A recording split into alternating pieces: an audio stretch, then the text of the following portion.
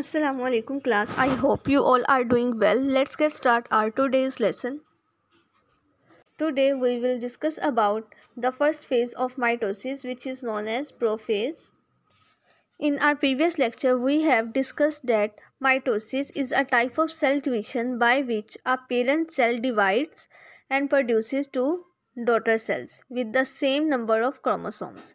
हमने अपने previous lecture में माइटोसिस की क्या डेफिनेशन की थी कि माइटोसिस सेल डिवीजन की वो टाइप है जिसके अंदर पेरेंट सेल डिवाइड होता है और दो डॉटर सेल्स बनाता है, लेकिन डॉटर सेल्स के अंदर क्रोमोसोम का जो नंबर है वो वही रहता है जो पेरेंट सेल्स में मौजूद होते हैं. We have also discussed that mitosis includes two steps, karyokinesis and cytokinesis. Karyokinesis is further divided into four phases which are named as prophase, metaphase, anaphase and telophase. About prophase, we have discussed that the chromatin material condensed into highly ordered structures and these structures are known as chromosomes. The second step is the migration of centrosomes. As you have learned that there are two centrioles present in the cells. These centrioles are collectively known as centrosomes. In prophase, these centrosomes duplicate and migrates towards the opposite poles of cell. When centrioles migrate to the opposite poles of the cells, then the microtubules originate from them and these microtubules are known as spindle fibers. And four steps include the disappearance of nuclear envelope and nucleolus.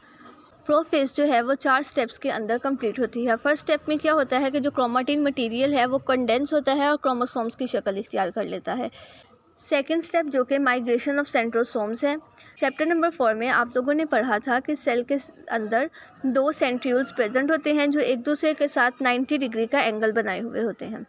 जब इन centrioles को हम collectively बोलें तो हम कहेंगे centrosomes. Prophase के अंदर ये सेंट्रोसोम डुप्लीकेट कर जाते हैं और सेल्स के ऑपोजिट पोल्स की तरफ माइग्रेट कर जाते हैं.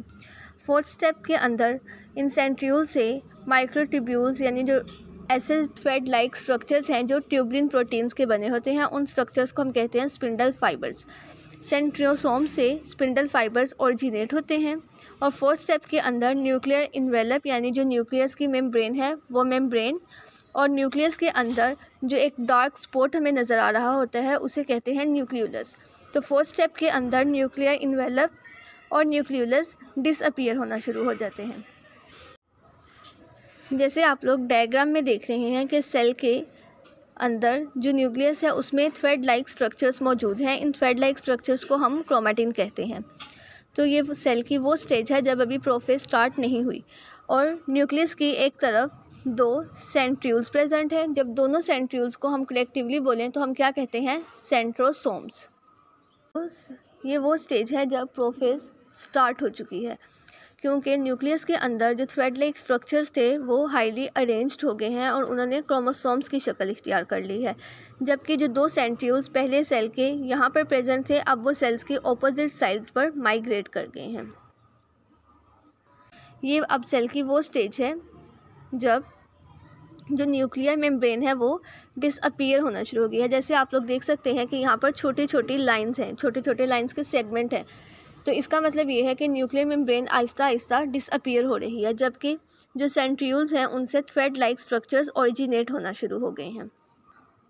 और प्रोफेज के फोर्थ स्टेप में क्या होगा कि न्यूक्लियर मेम्ब्रेन बिल्कुल डिसअपीयर हो गई है जबकि जो सेंट्रियोल्स थे उनसे थ्रेड लाइक स्ट्रक्चर्स ओरिजिनेट होना शुरू हो गए हैं और इन थ्रेड लाइक स्ट्रक्चर्स को हम क्या कहते हैं, स्पिंडल फाइबर्स.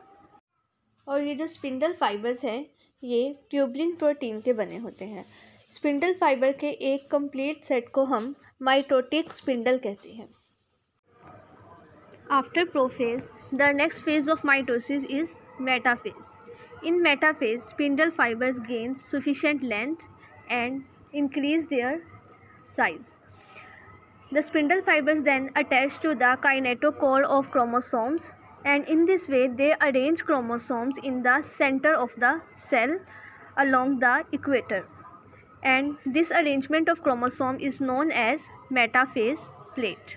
मेटाफेज जो है वो माइटोसिस की सेकंड फेज़ है और इसमें क्या होता है कि वो फाइबर्स जो वो स्पिंडल फाइबर्स जो प्रोफेज में सेंट्रियोल से यानी सेंट्रोसोम से ओरिजिनेट हुए हैं, मेटाफेज में वो अपनी लेंथ को इंक्रीज़ करेंगे, यानी अपना जो साइज़ है उनका वो इंक्रीज़ होगा। और इस तरह से वो क्रोमोसोम के काइनेटोकोर यानी वो पॉइंट जहाँ पर स्पिंडल फाइबर क्रोमोसोम के साथ अटैच होता है उस पॉइंट को हम कहते हैं काइनेटोकोर।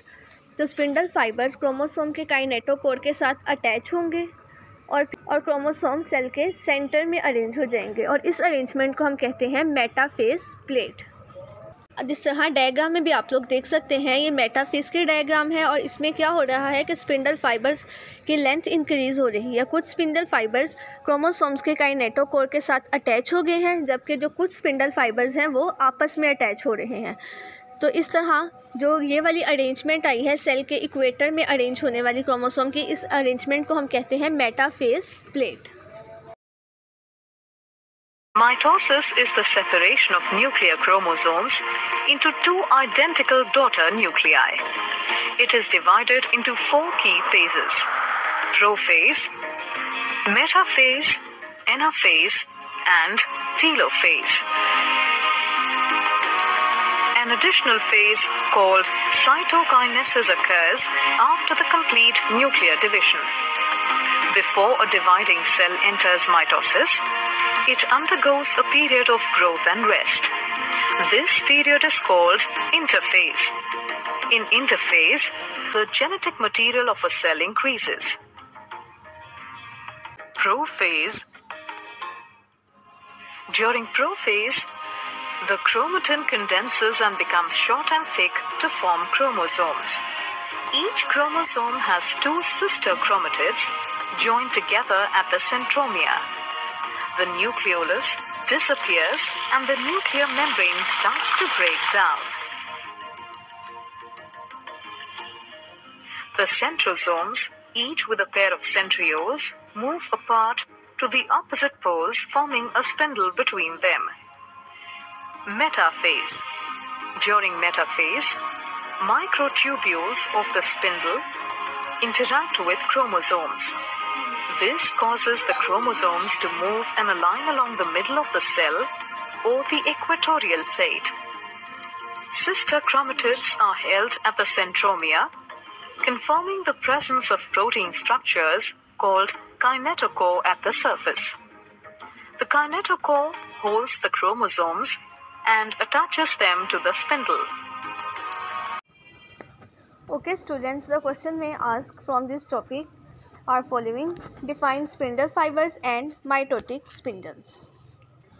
इस क्वेश्चन के आंसर में आप लोग स्पिंडल फाइबर और माइटोटिक स्पिंडल की डेफिनेशन करेंगे यहाँ तक, जो कि यहाँ से स्टार्ट होगी। Our next question is what happened during prophase of mitosis. इस क्वेश्चन के आंसर में आप प्रोफेज कंप्लीट लिखेंगे और साथ इसके डायग्राम बनाएंगे। The next question is what happened during metaphase. तो स्टूडेंट इस क्वेश्चन के आंसर में आप लोग मेटाफेज कंप्लीट लिखेंगे और साथ मेटाफेज की डायग्राम बनाएंगे। Our next question is define metaphase plate. तो स्टूडेंट इस क्वेश्चन के आंसर में आप मेटाफेज प्लेट की डेफिनेशन लिखेंगे, जो यहाँ से स्टार्ट होगी। ट्रू काइनेटोकोर से स्टार्ट करें और प्लेट तक इसको एंड करें।